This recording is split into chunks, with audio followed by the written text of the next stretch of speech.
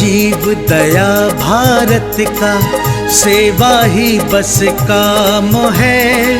सहभागी बन पुण्य कमा लो, सबसे ये आह्वान है। प्रणम्य सागर गुरु महाराज की सोच का ये परिणाम है। सहभागी बन पुण्य कमा लो, सबसे ये आह्वान है, सबसे ये आह्वान है। अरहम योग प्रणेता ने ये पावन दीप जलाया है। साधर्मी का बने सहारा, बीड़ा ये ही उठाया है, बीड़ा ये ही उठाया है। चलो उन्हें खुशियों से मिलाए, बड़ा पुण्य का काम है। सहभागी बन पुण्य कमा लो, सबसे ये आह्वान है, सबसे ये आह्वान है। जीवों के भोजन का प्रबंधन, असमर्थ बच्चों को शिक्षा, रोजगार की करें व्यवस्था, मांगे ना कोई भिक्षा, मांगे ना कोई भिक्षा। अरहम जीव दया भारत बस करती ये ही काम है। सहभागी बन पुण्य कमा लो, सबसे ये आह्वान है, सबसे ये आह्वान है। गाय धरा पे रहे सुरक्षित, गौशाला है बनवाई। जीव जंतु की भोज व्यवस्था सुंदर रूप से करवाई, सुंदर रूप से करवाई। साधर्मी भूखा ना सोए, रखना सबका ध्यान है। सहभागी बन पुण्य कमा लो, सबसे ये आह्वान है, सबसे ये आह्वान है। साधर्मी रोगी के इलाज को हम मिलके हैं करवाते। जाने कितने असहायों को राशन घर में पहुँचाते, राशन घर में पहुँचाते। लक्ष्य हमारा उन चेहरों पे लानी बस मुस्कान है। सहभागी बन पुण्य कमा लो, सबसे ये आह्वान है, सबसे ये आह्वान है। दान धर्म ही साथ जाएगा, बाकी सब तो धोखा है। पुण्य के भागी बन जाओ, ये बड़ा ही पावन मौका है, बड़ा ही पावन मौका है। जुड़ के जीवन सार्थक कर लो, पावन ये अभियान है। सहभागी बन पुण्य कमा लो, सबसे ये आह्वान है, सबसे ये आह्वान है।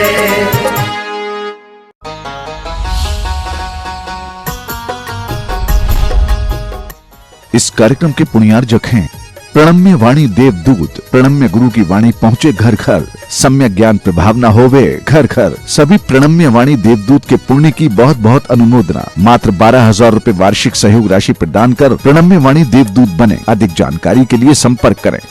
सीए राजेंद्र भूता, डॉक्टर मंजुला भूता, गौरव कारिया, सोनल कारिया, मेहर कारिया, रवि राजेंद्र भूता, डॉक्टर शीतल भूता, श्रिया भूता, जिनास्ता भूता, बोरीवली, मुंबई।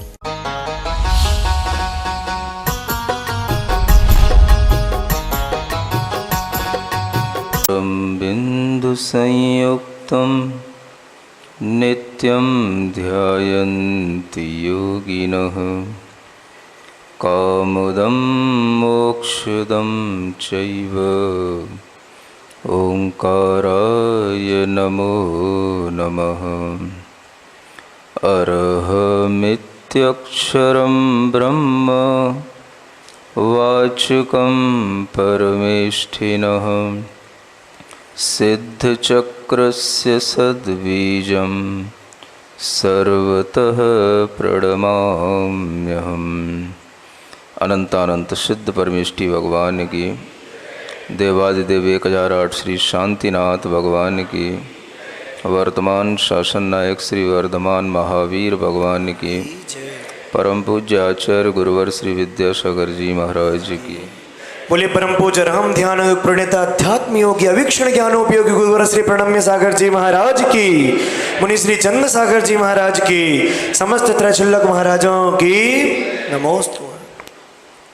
बहुत दिनों से सिद्ध भक्ति की आराधना, सिद्धों की आराधना की जा रही है और सिद्ध चक्र विधान भी चल रहा है। आपका सिद्ध चक्र विधान तो आज पूरा हो रहा है, लेकिन हमारी सिद्ध भक्ति अभी आधी भी नहीं हुई है। हम उन्हीं सिद्धों के बारे में जानते हुए, आगे बढ़ते हुए, उन सिद्धों के विशेष गुणों का स्मरण करते हुए अपनी बात को आगे बढ़ाते हैं। काव्य नंबर 3 की कुछ 2 लाइनें अभी भी बाकी हैं। एक बार इस काव्य को पुनः पढ़ते हैं, फिर आगे बढ़ते हैं। सत्वंतर बाह्य हेतु प्रभव विमल सद्दर्शन ज्ञानचर्या संपद्धेति प्रघात क्षत दुर्ततया व्यंजता चिंत्य सारहि कैवल्य ज्ञान दृष्टि प्रवर सुख महावीर्य सम्यक्त्वलब्धिर ज्योतिर्वातायनादिस्थिर परम गुणहिरद्भुतैर्भासमानः। ये सिद्ध भगवान हैं जो अद्भुत गुणों के द्वारा भासमान यानी प्रकाशमान होते हैं। सिद्धत्व पाने से पहले उन्हें केवल ज्ञान की प्राप्ति करना भी आवश्यक होता है, और जो प्रक्रिया कल बताई थी, अंतरंग और बहिरंग निमित्तों के माध्यम से सम्यक दर्शन ज्ञान चारित्र की पूर्ति करते हुए अपने सभी प्रकार के घाती कर्म रूपी पापों को क्षय करते हुए जो सारभूत वस्तु को प्राप्त कर लेते हैं और कैवल्य ज्ञान दृष्टि से संयुक्त हो जाते हैं, वह पहले अरिहंत बन जाते हैं। उन अरिहंतों के पास कैवल्य ज्ञान की दृष्टि है, प्रवर सुख है, उत्कृष्ट सुख है, अनंत सुख है, महावीर है। वीर कहते हैं आत्मा की शक्ति को, और यह शक्ति आत्मा की जब होती है तभी शरीर में आती है।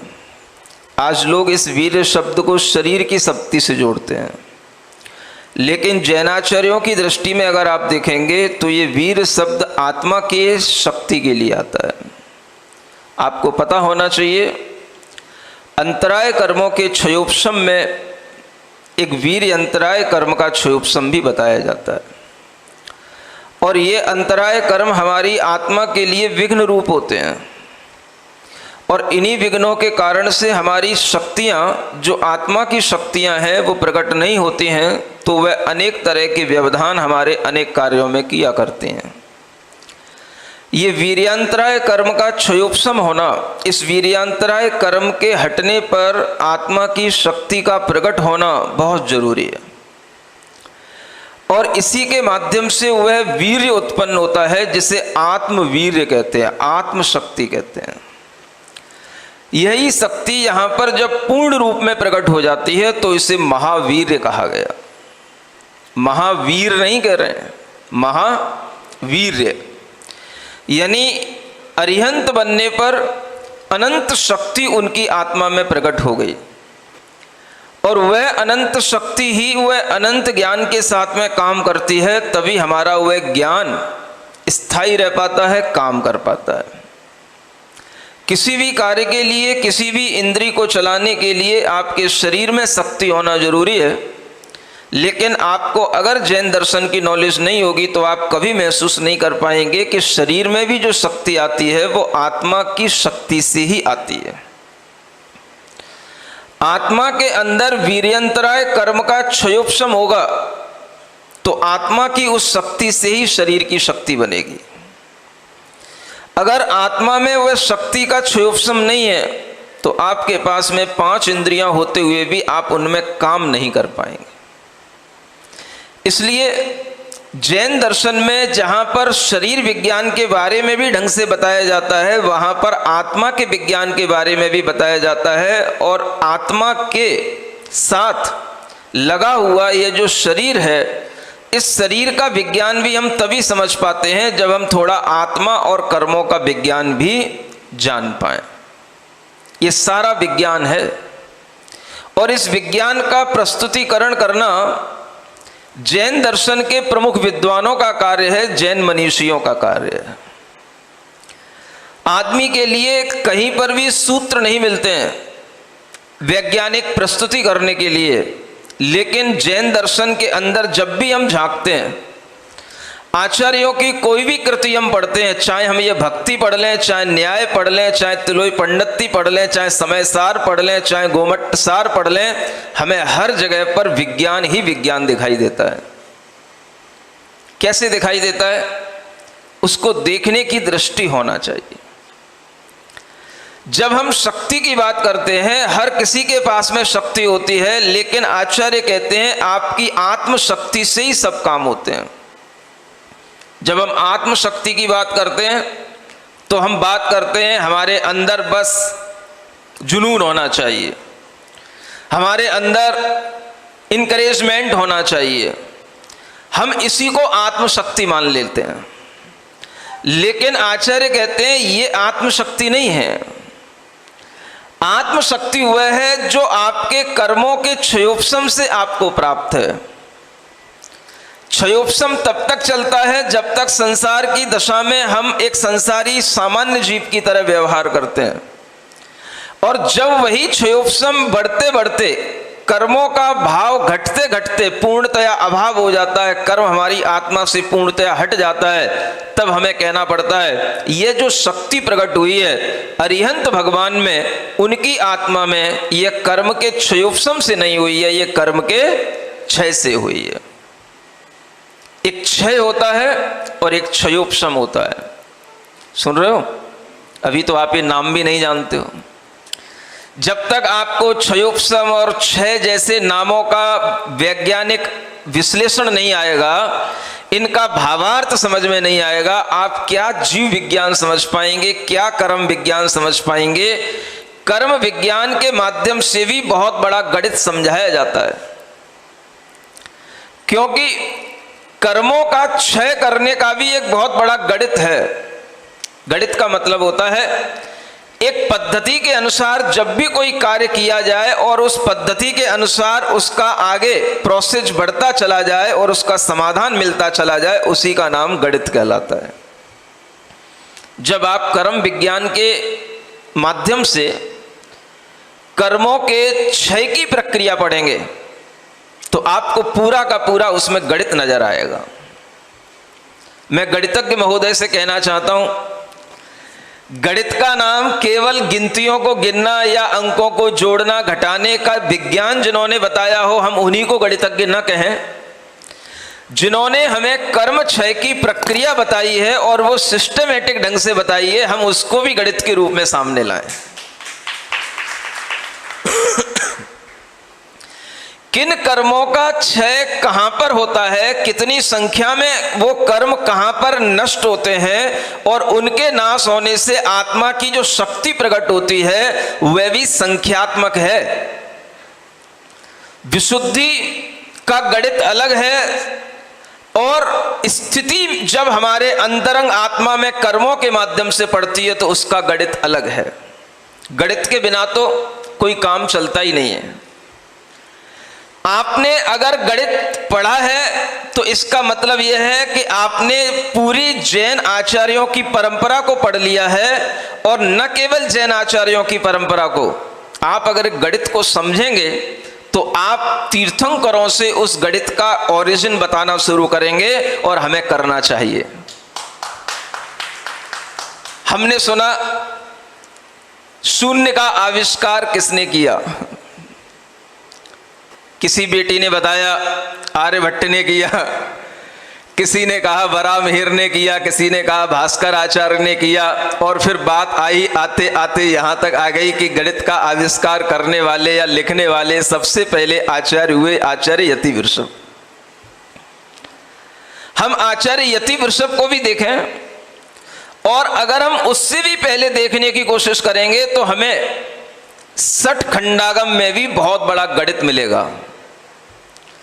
मनुष्यों की संख्या 29 अंक प्रमाण बताना, कोड़ा कोड़ा कोड़ा कोड़ा कोड़ी से ऊपर और कोड़ा कोड़ा कोड़ी से नीचे, ये मनुष्यों की संख्या का गणित। जब कभी भी हम कोड़ा कोड़ी की बात करेंगे, करोड़ों की बात करेंगे, तो करोड़ कभी शून्य के बिना बन नहीं सकते हैं। सठ खंडागम सूत्रों से हमारा ये शून्य शुरू हो जाता है लिखित रूप में। तो हम कह सकते हैं कि आचार्य धर्मसेन महाराज के शिष्य आचार्य पुष्पदंत और भूतबली ने सबसे पहले गणित सूत्रों की रचना सठ खंडागम में कर डाली है। अब प्रमत्त मुनियों की संख्या कितनी, प्रमत्त मुनियों की संख्या कितनी, आहारक रिद्धि वाले मुनियों की संख्या कितनी, सारे सहयोग केवलियों की संख्या कितनी, एक संख्या प्रूपणा ही है। उस संख्या प्रूपणा में गणित के अलावा कुछ है ही नहीं।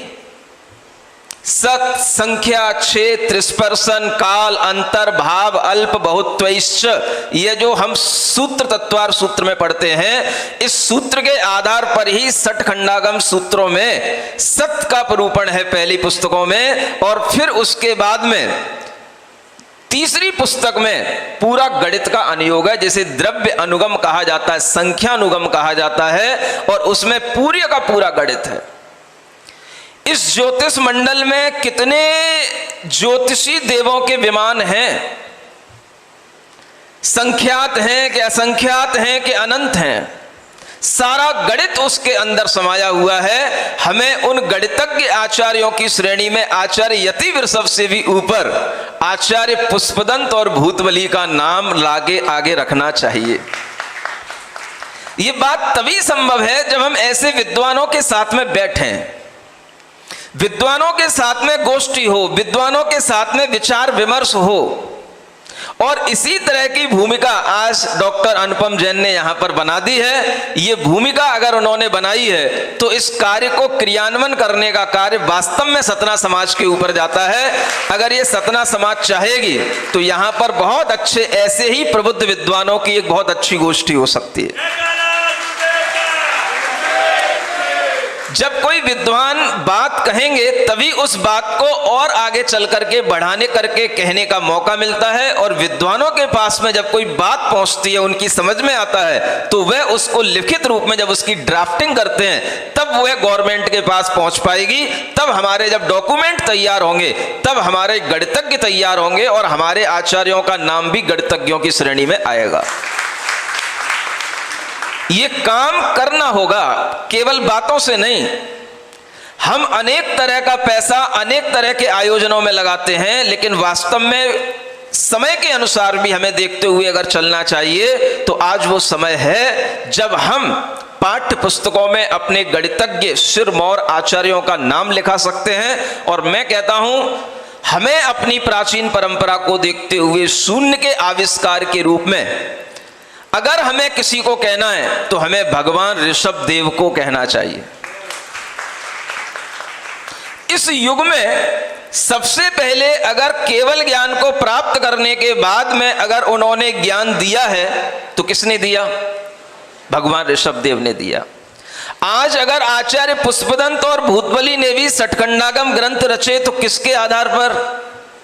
केवल ज्ञान से प्राप्त ज्ञान के आधार पर, और वह केवल ज्ञान जो उन्हें मिला, उन्हें जो केवल ज्ञान का आधार मिला वो भगवान महावीर स्वामी की परंपरा से मिला। लेकिन हम क्यों भूलें कि भगवान महावीर स्वामी से हमारा केवल ज्ञान शुरू होता है। हमारे लिए तो ये श्रुत की परंपरा, शास्त्रों की परंपरा भगवान ऋषभ देव के केवल ज्ञान होने के बाद शुरू होती है, और गणधर वृषभ सेन के माध्यम से परंपरा शुरू होती है। वहीं से ये अंग और पूर्वों का ज्ञान चला आता है, और उसी में ये दृष्टिवाद नाम का 12वां अंग आता है, जिस अंग के अंतर्गत ये परिक्रम सूत्र आते हैं, और उस परिक्रम सूत्र में सारा का सारा गणित भरा रहता है। माने 12 अंग और 14 पूर्वों का ज्ञान अगर भगवान ऋषभ देव से है तो शून्य का ज्ञान भी भगवान ऋषभ देव से प्रारंभ होता है।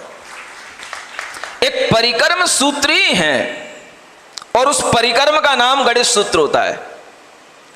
आचार्य वीरसेन महाराज ने अपने धवला ग्रंथों में कई जगह पर इन परिक्रम सूत्रों का वर्णन किया, और ये परिक्रम के नाम से पहले जाने जाते थे। गणित शास्त्र तो ये बाद का नाम आता है, संख्या प्ररूपणा, परिक्रम सूत्र, इनके माध्यम से पहले आचार्यों ने सूत्रों में वर्णन किया। और शून्य के आविष्कारक भगवान ऋषभ देव पहले हुए, और उन्होंने भी सबसे पहले वह शून्य किसको सिखाया होगा? जब 2 पुत्रियां उनकी अगल बगल में आकर के बैठ जाती हैं, एक ब्राह्मी और एक सुंदरी, तो ब्राह्मी को तो वो लिपि सिखाते हैं, लिखना सिखाते हैं, बेटा कैसी लिपि में लिखना है, उसे लिपि सिखाते हैं। और सुंदरी को अंक विद्या सिखाते हैं, तो सुंदरी को दाईं साइड बिठालते हैं, और जब वह सुंदरी दाईं साइड बैठती, लेफ्ट साइड बैठती है, बाईं साइड, तो उस समय पर जब वह अंक लिखना सिखाते हैं तो वो अंक कहां से शुरू होंगे?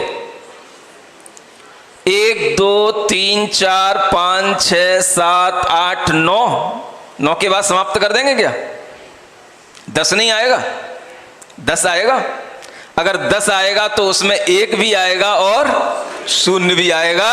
और उन्होंने 1 से लेकर के संख्यात, असंख्यात और अनंत तक की संख्या का ज्ञान उस सुंदरी को दिया, तो भगवान ऋषभ देव उस शून्य के आविष्कारक सिद्ध होते हैं। ये बात हमें विद्वानों के पास तक पहुंचाना चाहिए। आज भी वह अंक विद्या पढ़ने का तरीका वही है, उल्टी साइड से पढ़ना, लेफ्ट साइड से पढ़ना, अंका नाम वाम तो गति। आज भी जब हम 12,50,000 लिखेंगे तो लिख तो लेंगे, 12 के सामने 50,000 करके 3 बिंदी लगा देंगे, लेकिन जब पढ़ना पड़ेगा तो हमें उल्टा ही पढ़ना पड़ेगा। इकाई, दहाई, सैकड़ा, हजार, 10,000, लाख, 10 लाख, हमें ऐसी क्रम में, उल्टे क्रम में पढ़ना पड़ेगा। जैसे भगवान ऋषभ देव ने सुंदरी को पढ़ाया था, आज भी हम वैसे ही पढ़ते हैं। ये अंक विद्या है। हमारे सामने अगर इस तरह के ज्ञान को आगे बढ़ाने वाले विद्वान होंगे तो हम अपनी बात सरकारों तक पहुंचा पाएंगे, और उन्हीं विद्वानों के माध्यम से बातें सरकार में पहुंचेंगी जिन्हें सरकार ने मनोनीत किया है। हम यहां पे सभा में बैठे ताली बजाते रहेंगे, इससे कुछ नहीं होगा, क्योंकि आपकी कोई भी क्रेज या क्रेडिट सरकार के पास में नहीं है। सरकार में जो लोग मनोनीत हुए हैं, उनकी अपनी जो संस्थाएं चल रही हैं, जो उनके ऑर्गेनाइजेशन चल रहे हैं, उसमें जिन लोगों को मनोनीत किया गया है, अगर हम उन लोगों तक ये अपनी बात पहुंचाएंगे तो वो जरूर इसकी ड्राफ्टिंग करेंगे और इसके डॉक्यूमेंट्स बनेंगे, और जरूर उसका एप्लीकेशन होगा, तो वह सरकार तक बात वहां तक पहुंचेगी। इसलिए केवल ताली बजाने से धर्म नहीं हो जाएगा। आज का धर्म इसी बात की जरूरत महसूस कर रहा है कि हम अपनी बात जब तक कोर्स बुक में नहीं लाएंगे, तब तक हमारे बच्चे भी हमारी बातों को सुनेंगे नहीं। कोर्स बुक में जब तक हमारा साइंस नहीं होगा, जब तक हमारा मैथमेटिक्स नहीं होगा, कोर्स बुक में जब तक हमारी कोई केमिस्ट्री के तत्व नहीं होंगे, एलिमेंट्स नहीं होंगे, तब तक हम अपने जैन दर्शन को केवल मंदिरों तक ही रख पाएंगे।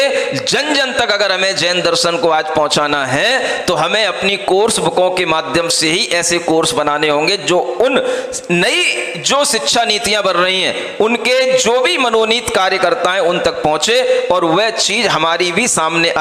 जब अन्य दर्शनों के पास कुछ भी नहीं है, तब उनका इतना बड़ा बड़ा इंट्रोडक्शन हर चीज का उसमें रहता है, लेकिन आपके पास में अनादि से सब कुछ चला आया है, लेकिन आप आज भी सोते हुए बैठे हैं। और इसी का वजह से आपकी पीढ़ियों का श्रद्धान, आपके बच्चों का श्रद्धान आज की किताबों के माध्यम से जब उनके ज्ञान तक नहीं आता तो उन्हें लगता है कि मंदिर का धर्म अलग है और स्कूल का धर्म अलग है।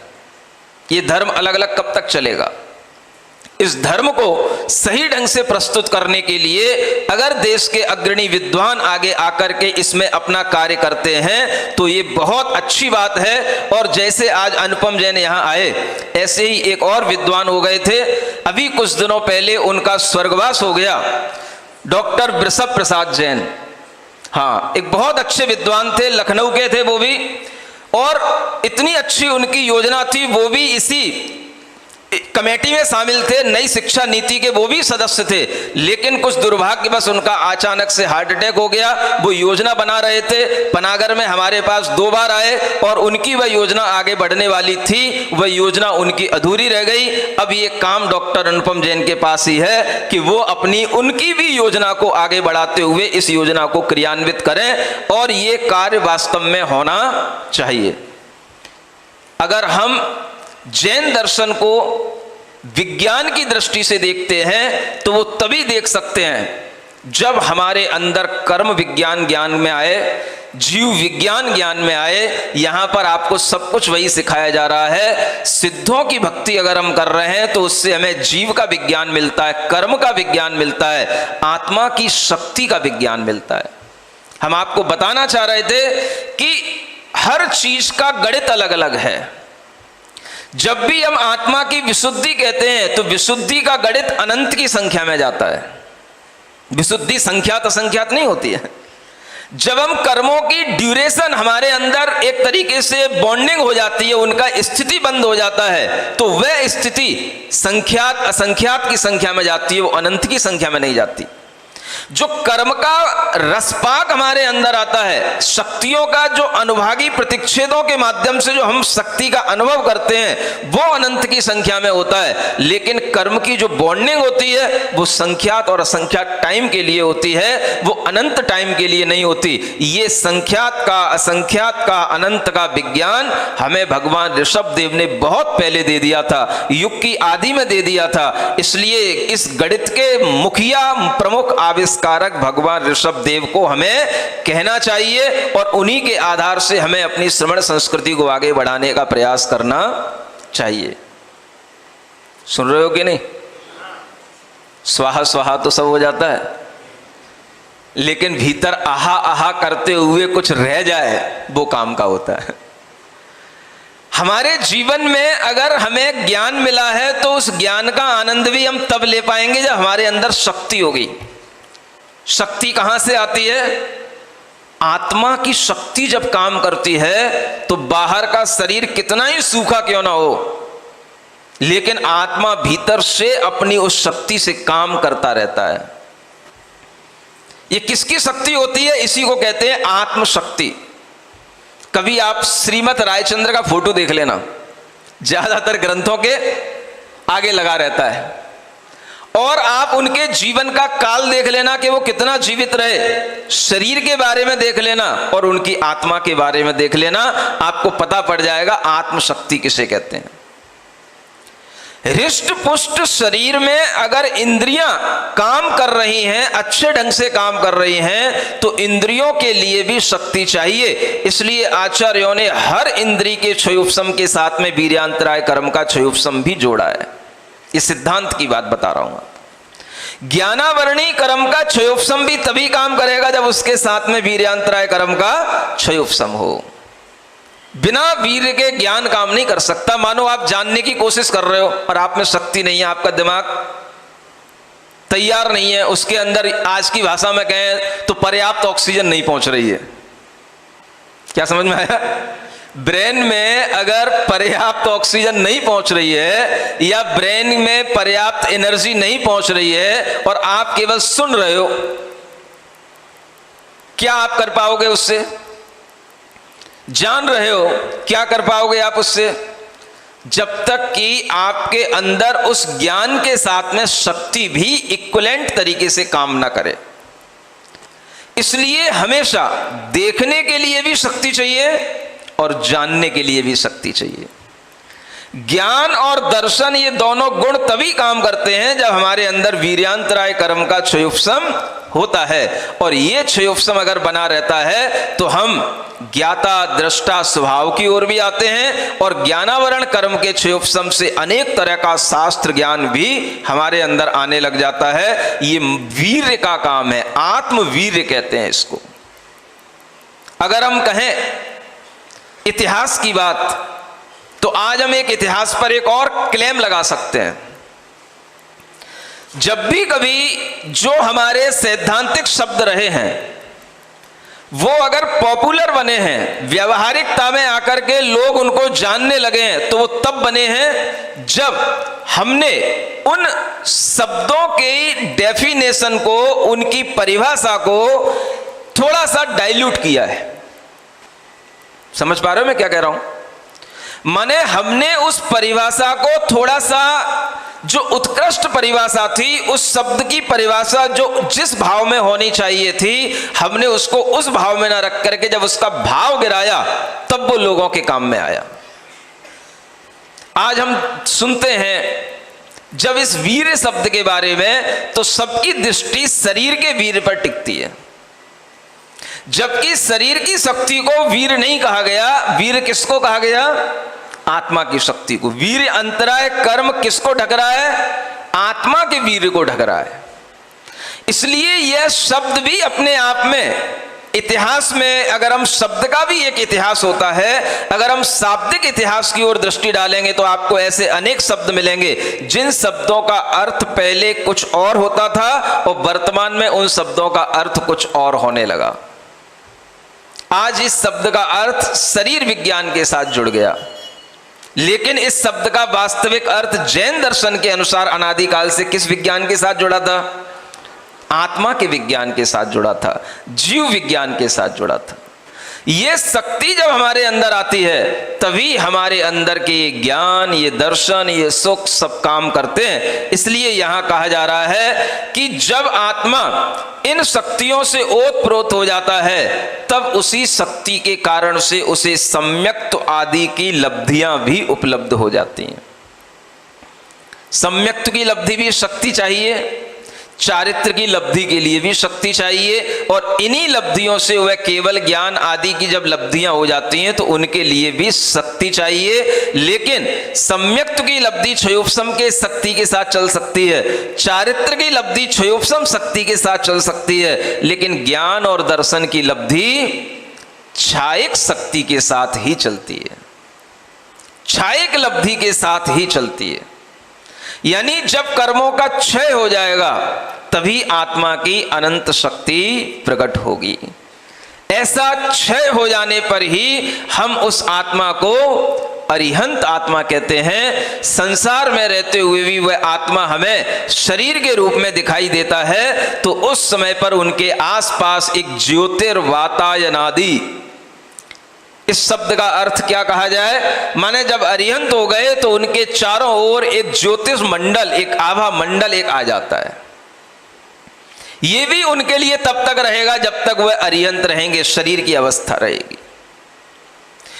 वातायन का मतलब है एक तरीके से जिससे हवा का कार्य होता है, ऐसे चामर, बीजना जिसको बोलते हैं, चमर जिसको बोलते हैं, ऐसे भी अतिशय उनके अंदर प्रकट हो जाते हैं, और ऐसे बाहरी और भीतरी अनेक अतिशयों के साथ में वह आत्मा भासमान होने लग जाती, माने प्रकाशमान होने लग जाती है। वह अपने ही गुणों से प्रकाशमान है आत्मा। यानी जैसे जैसे उस आत्मा के अंदर का ज्ञान शुद्ध होता चला जाएगा, उसका आभा मंडल भी बढ़ता चला जाएगा।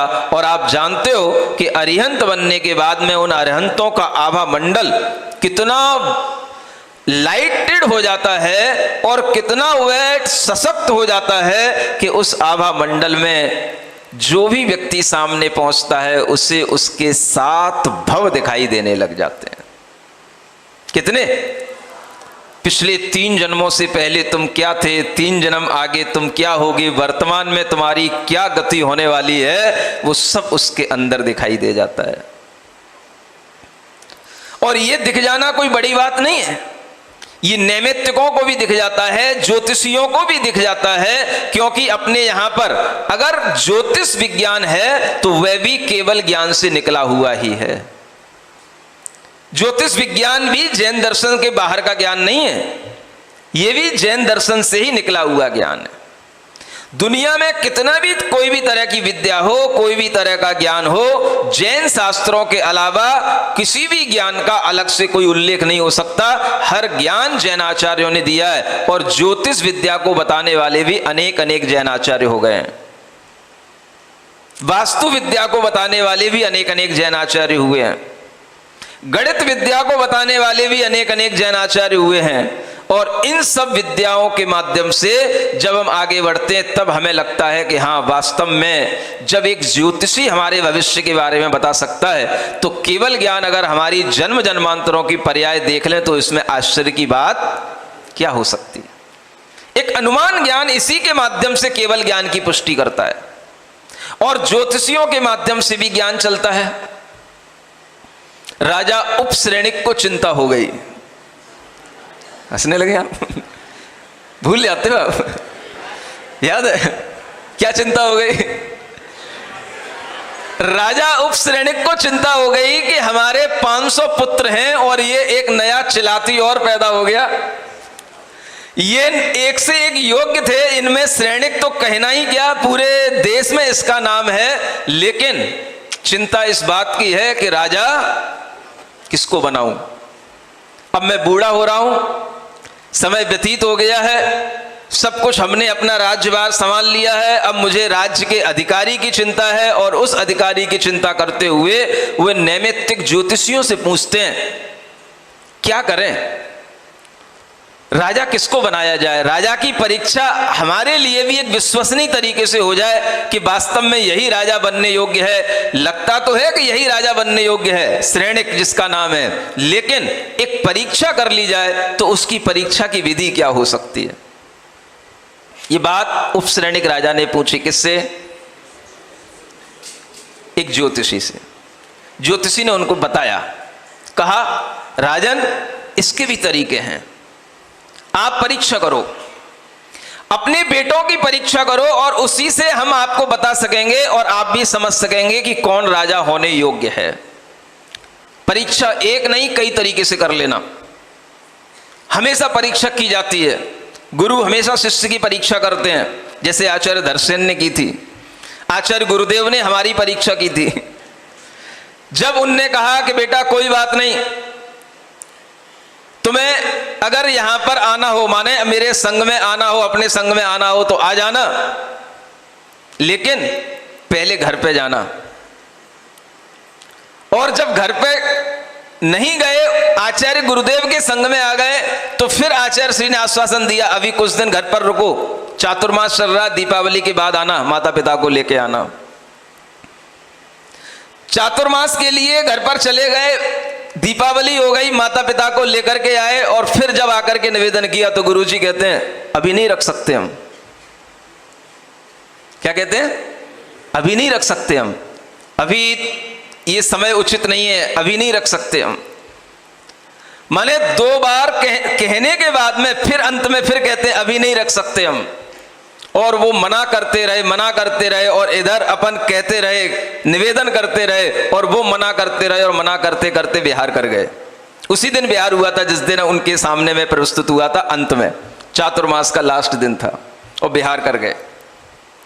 परीक्षा कर रहे हैं, बिहार करते करते करने के बावजूद भी उनका पीछा नहीं छोड़ा, और नहीं पीछा छोड़ा तो उसी के बाद वो कहानी ढंग से तो फिर कभी बताई जाएगी, लेकिन मैं जिस तरह से आगे बढ़ रहा हूं कि उन्होंने फिर बाद में आश्वासन दिया, चलो कोई बात नहीं, इंदौर आश्रम में अभी कुछ दिनों के लिए रुको, मेरा अभी बिहार चल रहा है, जब वहां रुक जाओगे उसके बाद जब मैं कहीं स्थायी हो जाऊंगा तो मैं तुमको बुला लूंगा। इतना आश्वासन देकर के उन्होंने इंदौर आश्रम में पहुंचा दिया, माने परीक्षा में सफल हो गया।